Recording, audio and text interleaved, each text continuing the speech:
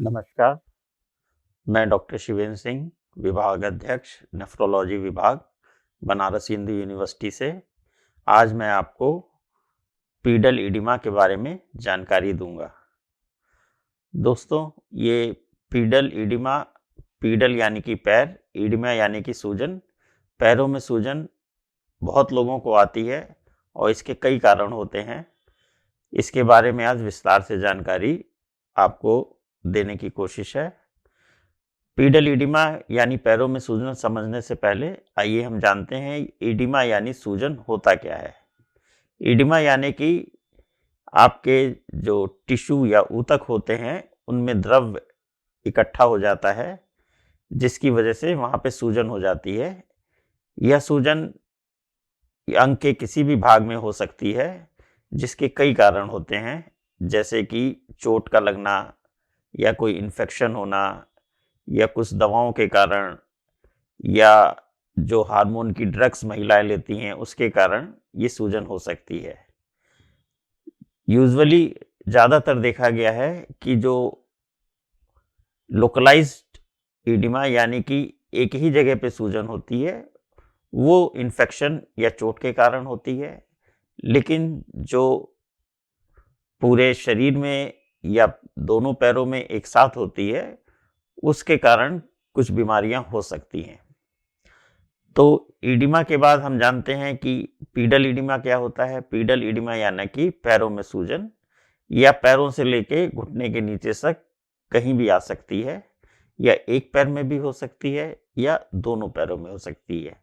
इसके क्या कारण हो सकते हैं, इसके बारे में हम एक एक करके बताएंगे। तो पहले जानते हैं कि पीडल इडिमा के क्या क्या कारण हो सकते हैं। इसमें से एक कारण होता है अधिक वजन का होना, यानी कि मोटापा। कई बार देखा गया है कि जो लोगों का वजन अधिक होता है वो ज़्यादा देर पैर लटका के बैठें या ज़्यादा चल लेते हैं तो पैरों में सूजन आ जाता है। ये मोटापे की वजह से होता है, और अगर ये लोग अपना वजन नियंत्रित कर लें तो ये समस्या स्वतः ही समाप्त हो जाती है।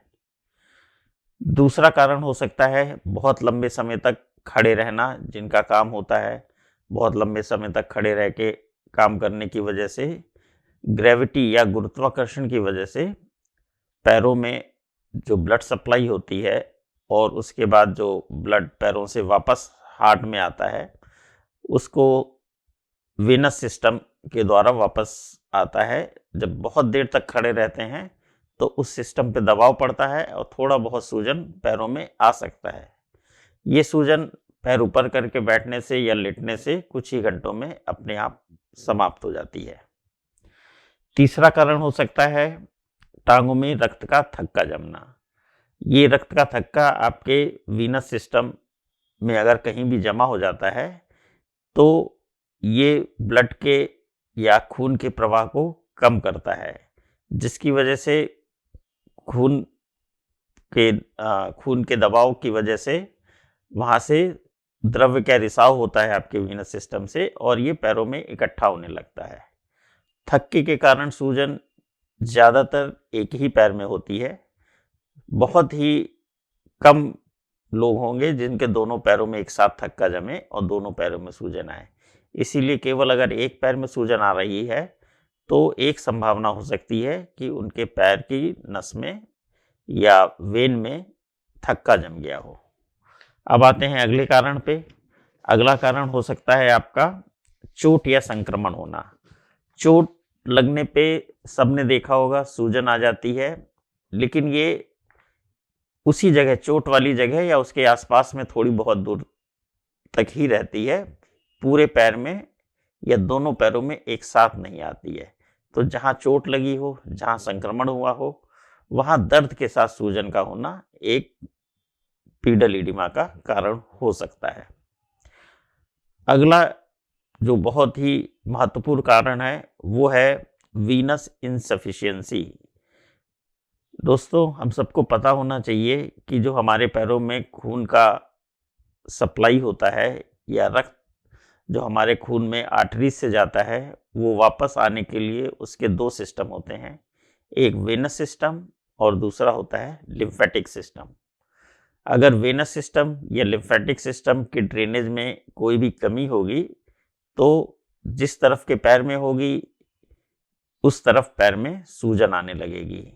तो वीनस इनसफिशिएंसी एक तरह की बीमारी होती है, या उन लोगों को ज़्यादा होती है जिनमें मोटापा अधिक होता है, या जो लोग बहुत लंबे समय तक खड़े होकर काम करते हैं, उनके वेन्स में जो वॉल्व होते हैं उनमें कमजोरी आ जाती है, जिसके कारण उनके वेन में रक्त का बहाव ऊपर की तरफ कम हो जाता है और दबाव रक्त का नीचे की तरफ ज़्यादा होता है।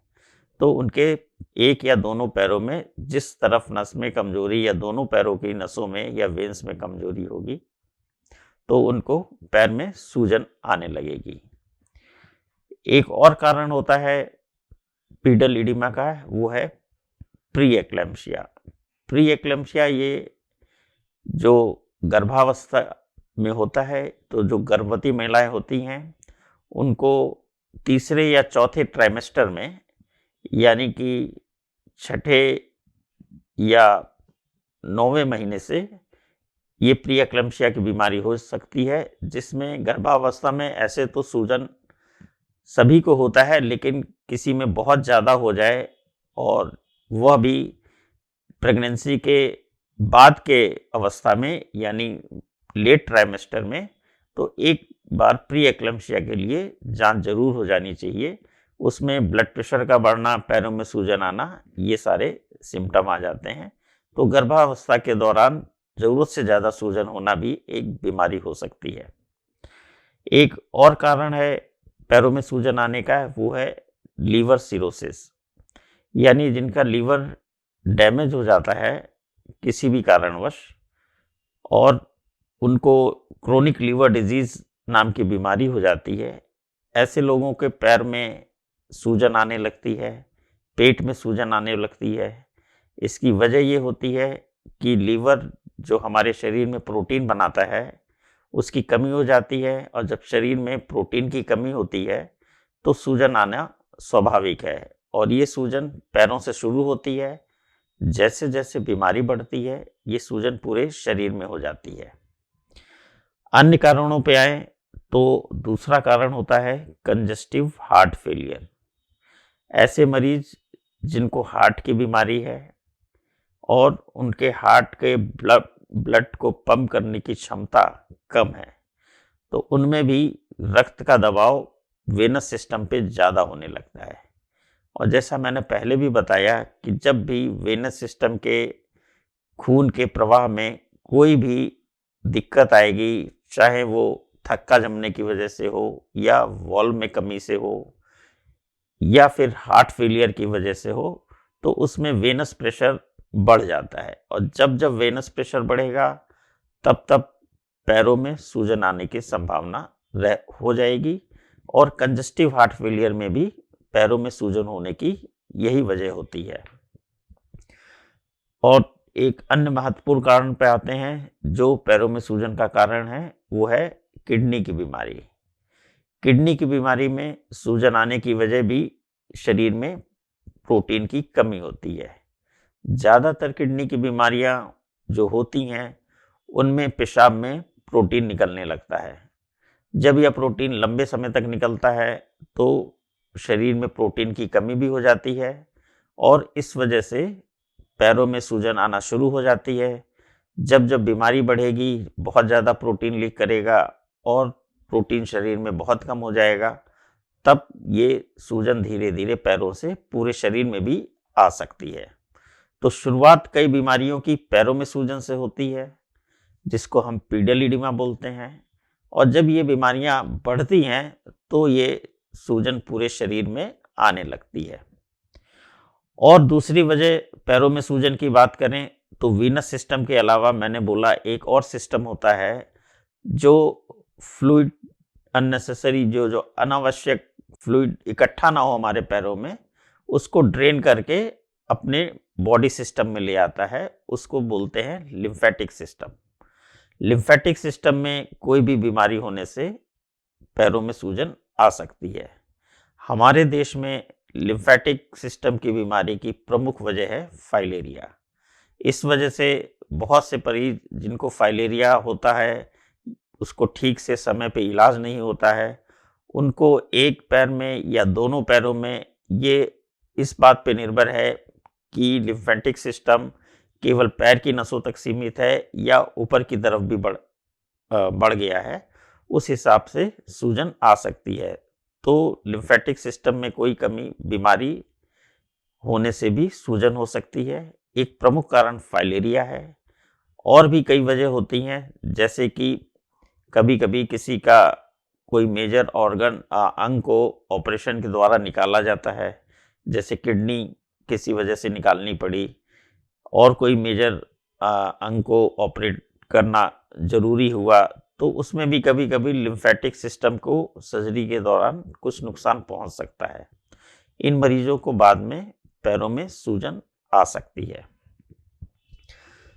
और एक और कारण जो पहले हमारे देश में जरूरी कारण हुआ करता था लेकिन आजकल नहीं है, वो है प्रोटीन की कमी। जो लोगों को खाने कुपोषण का शिकार रहते हैं, जिसको प्रोटीन एनर्जी मेलन्यूट्रिशन भी बोल सकते हैं, ये ज़्यादातर बच्चों में होता है। जो कुपोषण का शिकार होते हैं, शरीर में प्रोटीन की कमी हो सकती है, और इस वजह से, जैसे मैंने पहले बोला, लीवर की बीमारी में प्रोटीन कम बनता है, किडनी की बीमारी में प्रोटीन लीक करता है, या खाने में प्रोटीन बहुत कम हो, कुपोषण हो, तो भी शरीर में सूजन होती है। और इसकी शुरुआत पीडल इडिमा से हो सकती है, जो ज़्यादा बीमारी बढ़ने पे पूरे शरीर में भी सूजन फैल सकती है। तो इडिमा के बारे में इतनी जानकारी के बाद आपको हम बताते हैं कि इसके लक्षण क्या हो सकते हैं।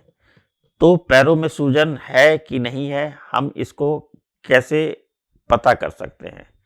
इसका बहुत ही सरल तरीका है कि आप अपने अंगूठे से पैरों की हड्डी पे, आप देखते होंगे टखनों के दोनों तरफ उभार होते हैं, जिनको मैल्यूलस बोलते हैं। तो अगर आप अंदर की तरफ जो आपके टखने में हड्डी में उभार है, उसमें 5 से 10 सेकंड के लिए अंगूठे से दबाव बनाइए और फिर उसको हटा दीजिए। अगर वहां पे गड्ढा जैसा बन जाता है तो इसका मतलब पैरों में सूजन है। ये बहुत ही प्रारंभिक लक्षण है। बाद में जब सूजन ज़्यादा होती है तो फिर पैर में आप कहीं भी अंगूठे से दबाएंगे तो वहाँ पे गड्ढा पड़ जाएगा। तो शुरुआती लक्षण में आपको जो टखने में जो हड्डी का उभार, मैल्यूलस जो मैंने बोला, मीडियल मैल्यूलस, उस पे दबाव से देख सकते हैं। बाद में जब सूजन ज़्यादा होती है तो पैर के किसी भी भाग में दबाव से देखेंगे कि वहाँ पे उभार आ जाता है, वहाँ पे दबाने से गड्ढा बन जाता है, जो कुछ समय के बाद स्वतः अपने आप ठीक भी हो जाता है। क्योंकि जब आप दबाते हैं तो वहाँ पे जो द्रव्य या फ्लूइड इकट्ठा है वो डिस्प्लेस होता है, और जब आप दबाव हटाते हैं तो कुछ मिनटों के बाद वो पुनः अपनी जगह वापस आ जाता है। यही इडिमा का प्रमुख लक्षण है। और अब जानते हैं कि आपके शरीर में जब इडिमा आ जाए तो उसके लिए क्या करना चाहिए। तो मैंने जैसे बोला, पहला तो आपको ये इडिमा की वजह क्या है ये जानना बहुत जरूरी है। अगर वजह आपकी मोटापा है तो बहुत ही सरल उपाय है कि अपना वजन कम करें, या फिर जब तक वजन कम नहीं है हो रहा है तब तक आपको उससे निजात पानी है तो आप अपने पैरों की गतिविधि यानी एक्टिविटी को बनाए रखें। स्टॉकिंग्स पहन सकते हैं। स्टॉकिंग्स क्या होता है कि आप जो पैरों में स्टॉकिंग्स पहनते हैं तो वो जो दबाव पड़ता है उस वजह से जो वीनस सिस्टम से जो आपका फ्लूइड है वो आपके ऊतकों या टिश्यू में नहीं आ पाता है और सूजन नहीं आ पाती है।